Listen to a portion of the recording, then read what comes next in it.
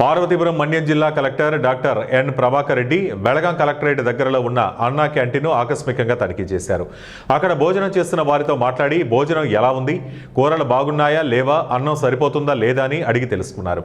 ఈ సందర్భంగా లబ్ధిదారులు మాట్లాడుతూ చాలా దూరం నుండి పనుల నిమిత్తం వచ్చామని, అదే బయట హోటళ్లలో భోజనం చేస్తే 80 రూపాయలు తీసుకుంటున్నారని, ఇక్కడ అన్నా క్యాంటీన్లో 5 రూపాయలకే భోజనం లభిస్తోందని లబ్ధిదారులు ఆనందం వ్యక్తం చేశారు. అనంతరం క్యాంటీన్ నిర్వాహకులతో కలెక్టర్ మాట్లాడుతూ రోజుకి ఎంతమంది వస్తారో ఆరా తీశారు. ప్రతి ఒక్కరికి నాణ్యమైన భోజనం అందించాలని సూచించారు. నాణ్యత విషయంలో రాజీ పడొద్దని క్యాంటీన్ సిబ్బందికి పలు సూచనలు చేశారు. పరిసరాలు పరిశుభ్రంగా ఉండేలా చర్యలు తీసుకోవాలని తెలిపారు.